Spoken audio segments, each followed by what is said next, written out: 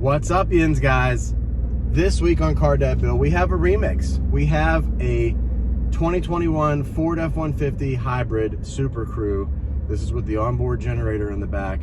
I did one last year. We're doing it again this year, and it's really awesome. Let's go for a ride.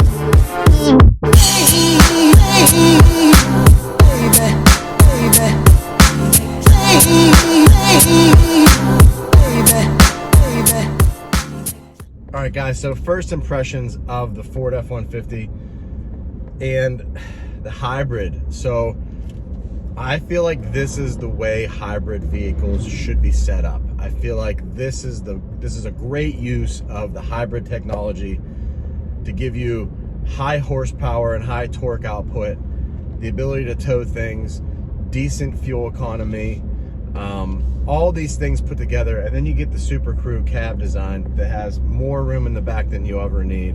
And it's kind of a full package truck now. It's not just, you know, a gasoline powered pickup truck. Now it's a hybrid combined power generator in the back work truck, and it has the cool workstation here in the console. Just the overall appeal of this truck right off the bat is through the roof. And then when you drive it for a few days and you drive it for a week or so, and you get to see kind of how it responds and how it works and how fast it is and how much torque there is, then you really start to fall in love with it. But that's first impressions. Let's get to the review.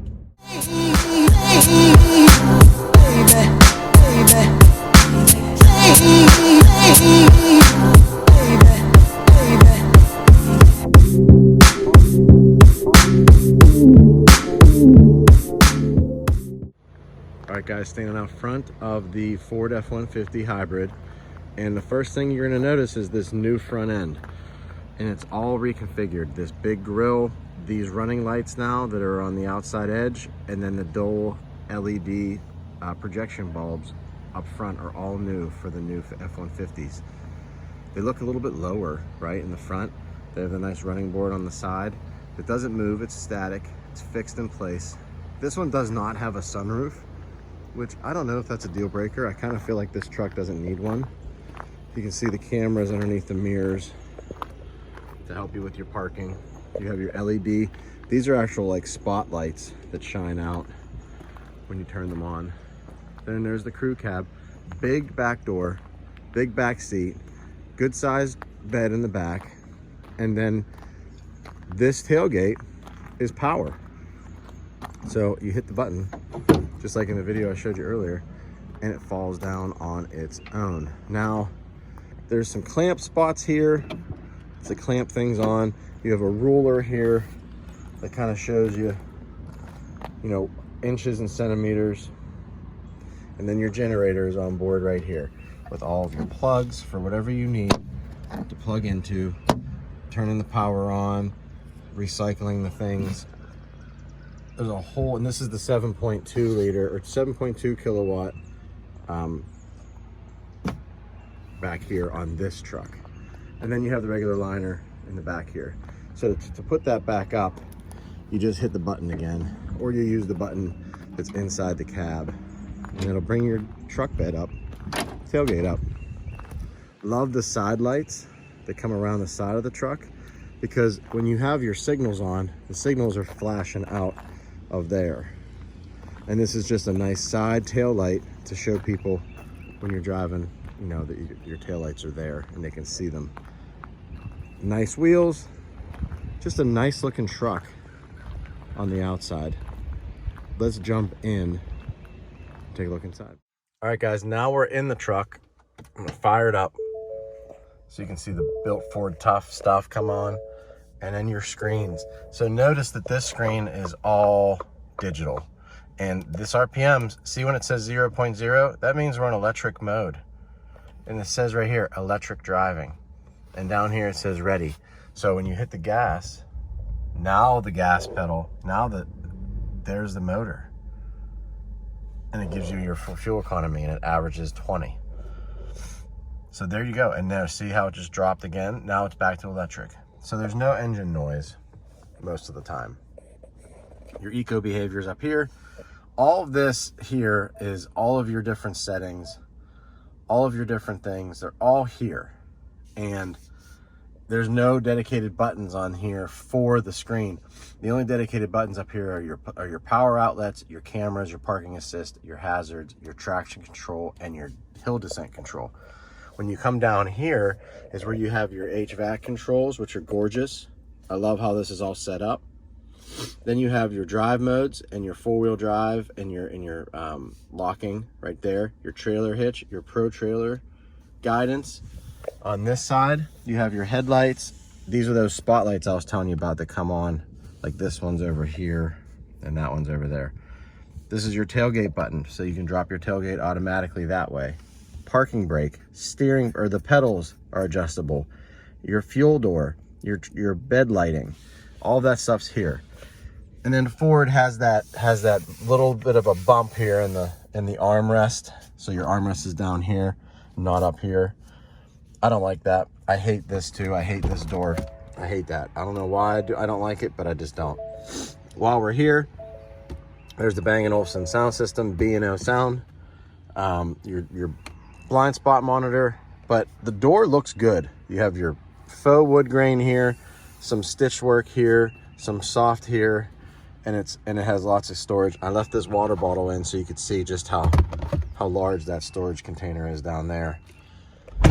Moving back to the interior, nice size steering wheel, leather wrapped, all of your buttons here, cruise control, volume, and then these are all of your menu items, so you can kind of toggle between what you want to do up there.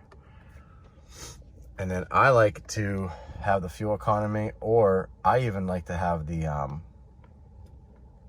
electric, that right there. I like to see what's going on and what portion I'm in. Down here is some storage stuff. Now check this out. So say I have to get some work done. So I put my stuff down there. I have my binder here that I need to do some work, but I want to flip this down, right? But I can't because the shifter's in the way. Well, there's this little button up here. You hit the button, the shifter goes away. This goes down flat now. And now I can use this as a desk. Pretty neat stuff, right? Not bad. Definitely something useful. And this also fob comes up and there's a huge storage space in there. Need your stick shift back, gear selector back, you hit the button, it pops back up. Let's go look back there. It's humongous. Oh, by the way, there's two storage. So you have this one, you have some power outlets here for your laptop, and then you have this button that opens up that. Pretty cool. Let's jump in the back. Jumping in the back seat, same design back here, same idea. I left Anna's bottle in there so you can see the size of that. Lots of storage cubbies everywhere. Rubber floor mats are kind of a must-have with kiddos. Heated seats back here with charging ports with a plug for like a laptop. Look at how big these seats are back here. This is a gigantic back seat with static seat belts so the kids can get in and out. And that window back there is power. There's a button, there's a switch up there that opens that window. Really big, really nice. Let's go for it. All right, guys, before we go on the ride, let's talk about some of the specs. 21 model year, Ford F-150 4x4 Super Crew, 145-inch wheelbase. So that's the proper number for that. 3.5 liter power boost, full hybrid electric with a 10-speed automatic transmission. So that's the crux of it, right? The Super Crew with the hybrid drivetrain. 430 horsepower, 570 pound-feet of torque. That's what you want to really pay attention to. That torque number is fantastic. 10-speed auto. There's 3 different types of the onboard generator that you can get. 2 kilowatt, 2.4 kilowatt, and 7.2 kilowatt. We have the 7.2 in this. I don't have any reason to like use it really, and if I ever get this truck and I ever find myself in a situation, I'll make sure I film it so that you guys know how that works. This is the 4x4 Lariat package. That package, so the truck itself, the Super Crew truck, is $50,000 MSRP. When you add the Lariat package, it adds $16,000 in options, which include the built-in navigation system. The Lariat series is $6,000. The hybrids package is $3,300. The Ford Copilot is another $1,000. The tow technology package is $800. There's a whole lot of other stuff that comes together to make it $15,495 in just options to make this truck $66,660. So it's expensive, but it's also a nice truck and maybe worth that money, especially with all of the stuff that you get with it. But let's get on the road and talk about that. I want to go over the good and the bad. And a couple things about the good and the bad. There's not a ton of bad on this truck because it's kind of a niche truck. It's kind of a specialized truck. You know, not everybody's going to want a hybrid truck. Not everyone's going to want an onboard computer or an onboard generator. There's things about this that are going to be a little bit different. But my list of good and bad starts out with the power. So the good power, 430 horsepower, 570 pound-feet of torque. That's so much power. And for this truck, for this size, it's even better. I mean, you step on the throttle, the 6 catches in, and boom, you are in your seats and you are gonzo. Almost 600 pounds of torque. That's pretty nice coming out of basically a standard pickup truck. So number one, power. Number two, it's refined. It has a ton of luxury appointments, as you saw earlier in the video. This huge screen, the leather wrapped areas, the suede, the denim wrapped areas, the plastics, the rubber, the wood grain, everything fits together. The leather seats, everything is refined, everything works well together. The ride is comfortable, it's quiet. There's just a lot of refined things in this truck, in addition to the hybrid powertrain, that make it stand out a little bit more than a normal F-150, and I respect that. Next thing on my list is the drive feel. And when I say driver feel, I mean everything added together. The steering feel, the way it goes over bumps, the way it accelerates, the way it brakes, the way it turns around corners. It is a little floaty on the highway, depending on how hard the corner is. It is a little floaty on bends, like on country roads and things like that. But for the most part, it is very solid and quiet and behaves in a manner that's more of a luxury vehicle than it is a truck. Now, I have a 2008 Tundra at home that has 250,000 miles on it, and it drives like a truck. It sounds like a truck. It behaves like a truck. It's a little bit loud. It's a little bit brash. It's a little bit bumpy. You get that. When you get into this feels like a luxury truck. And that's one of my good things on this thing. And the last thing for the good is the seamless tech. And what I mean by that is the technology works together so well that you don't really notice the hybrid technology. Now, I notice the hybrid technology because I have to look for it and I want to see how it behaves, you know, with all the other tech that we have in this truck.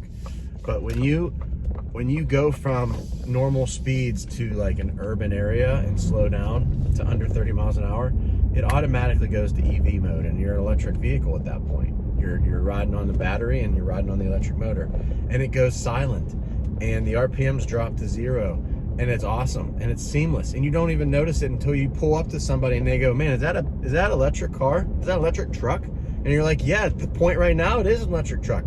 It dropped the RPMs. I'm going slow enough. I'm in a parking lot. Yeah, it's electric at this point."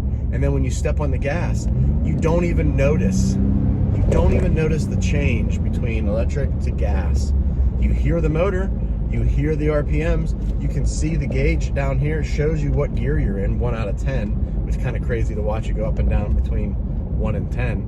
But that transition of tech, that transition of drivability from one to the other is brilliant. It's perfect, and it works really well. That's my good list. Now for the bad list.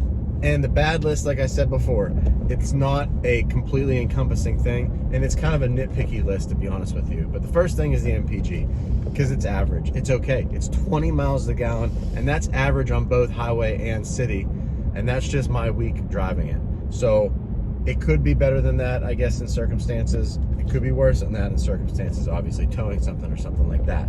But you got a hybrid truck that Ford says 24 miles to the gallon average. I'm getting about 20, maybe 21 in certain circumstances.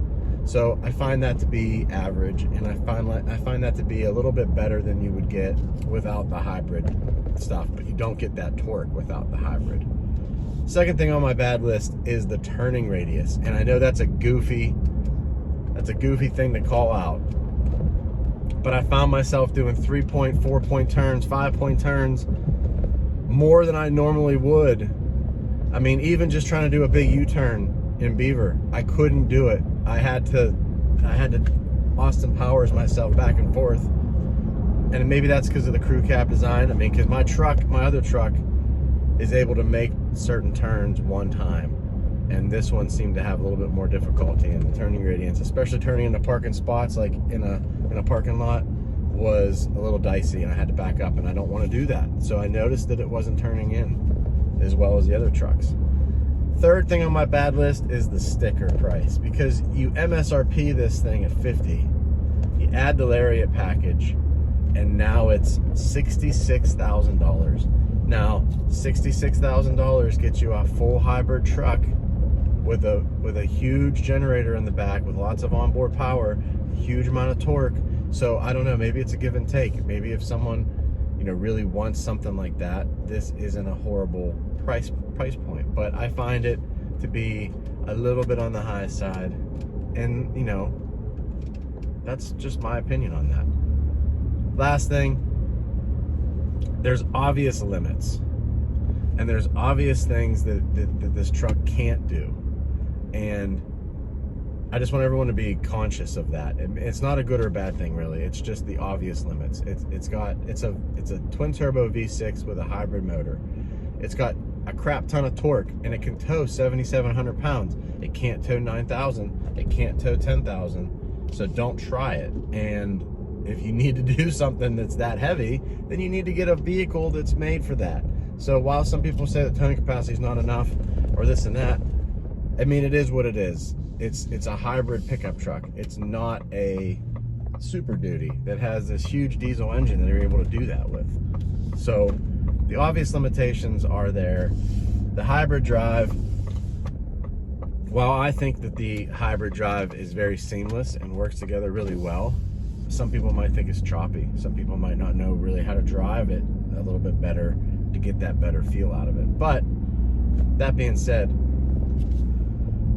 this is Car Dad Bill for this week. I like this truck. I think it's a cool truck. I think it's something that they could build upon and make better and better and better down the road. And for a for a crew cab truck with a hybrid drivetrain, I love it. Real cars, real people, real life. Tune in next week. Subscribe to the channel.